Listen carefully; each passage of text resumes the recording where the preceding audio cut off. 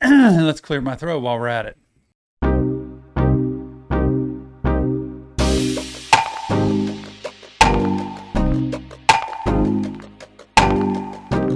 Hey, it's Tom Stevens back with another episode of Reaction Therapy Unplugged. And today it is the RT Hotline. Stories that you send in about your life, things that have happened, things you've been through that you want me to read so I can share with the Reaction Therapy community. Let's do this. All right, let's get into this. Here's today's submission. Hi, I've watched a lot of your NF reactions and I found your Unplugged channel today. I decided to try to tell my story and try to get some advice. From the beginning, this is pretty good because while this isn't real therapy, because it's not, I'm a therapist, but this isn't a place for me to do therapy, I can give advice and ideas to point you in a direction that might help. So it's good feedback here. Somebody who just wants to know, where should I be pointed? From the beginning, I was a happy kid and everything looked really well. But when I was 6 years old, my parents broke up and I got put between all the fighting. They always told me, you don't have to pick a side, but this happens a lot in divorce, y'all. When you get in a divorce, inevitably, even though the people might be well-intentioned, the parents alienate and kind of pull children to one side or the other. Not all of them, but it happens very frequently where it's like they kind of try to get the children to side with them because they love their children and also they can't stand their ex that they're about to divorce. So that happens too. You don't have to pick a side, but... And then they would tell me a lot of reasons why they were the better parent. Already there, I started to kind of turn off my emotions to be able to deal with everything. So it's what happens as a child, and parents don't see it, you know. We have this adage that big people think that little people think like big people think. And that's just basically saying us adults think that children think like us sometimes, and we don't realize they're children, their brains don't work like ours. And so he's being kind of trained and brought into this situation where it's like feels like he needs to be a certain way and he doesn't know how to handle the emotional side of this. So when he started to turn off the emotions and shut down later, when I was 11 years old, I witnessed a very brutal crime that led to me turning off all my emotions. Then everything started to go downhill. So what happens, a trauma gets introduced, shuts him down even further. When I was 15, I started to hang out with bad people, and a lot of bad things happened that year. It was a lot of violence on a daily basis because of the people I hung out with. When I was 16, I was shot at. Wow. And my life was at a big risk point. Man, this is intense. You know, this is kind of one of those things my wife Jill says, you know, life is a series of choices over time. It doesn't even mean it's all everybody's fault, honestly. It's just situations that happen, and how we deal with them can lead us to the next spot. So when he grows up in that tough situation of a divorce, being pulled from one side to another, and, you know, learning to shut emotions down, and then witnessing a brutal crime that had nothing to do with that, he, you know, it just happened. That then leads to him choosing the friends that he chooses because of all the trauma they went through and never got help.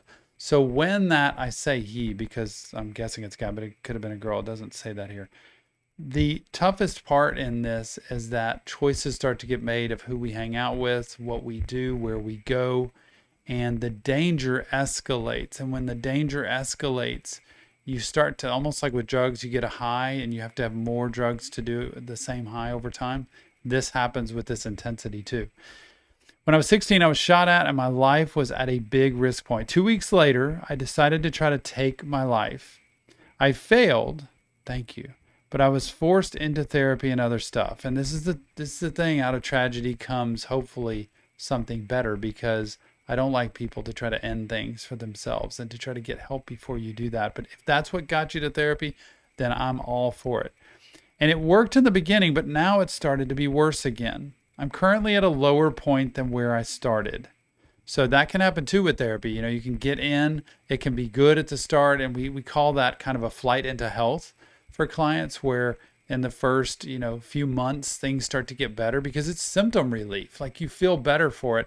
But then the deeper therapy through the trauma that this person's experienced has not been done probably.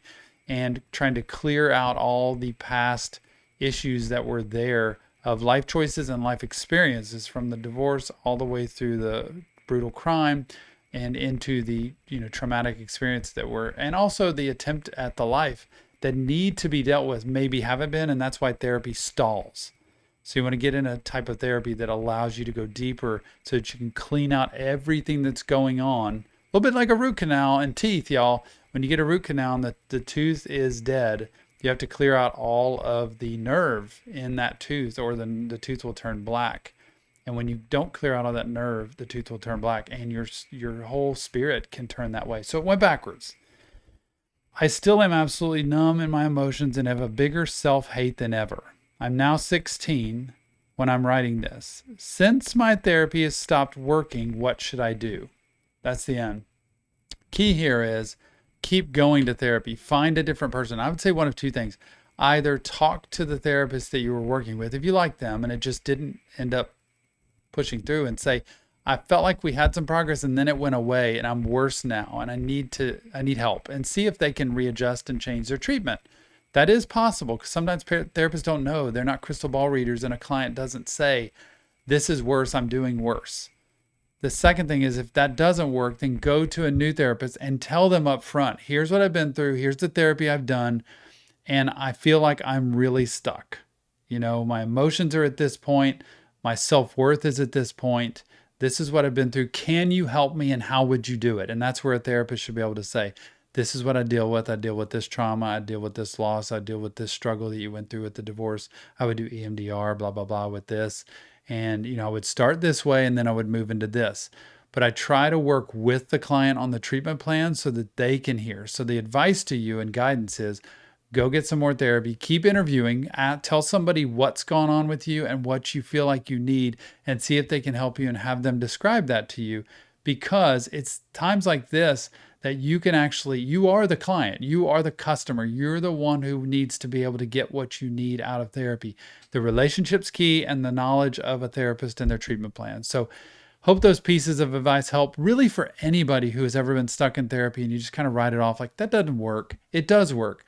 You just have to keep searching for the right person. Thanks so much for sending this submission in. And if you want to send yours in, like I said, I'm happy to read it, happy to talk about it, to share with other people, because you could actually help a lot of other people with your story and what you've been through. So remember, submissions, we'll take them. They're anonymous, and I can't wait to see you on the next episode of Reaction Therapy Unplugged, Client Stories.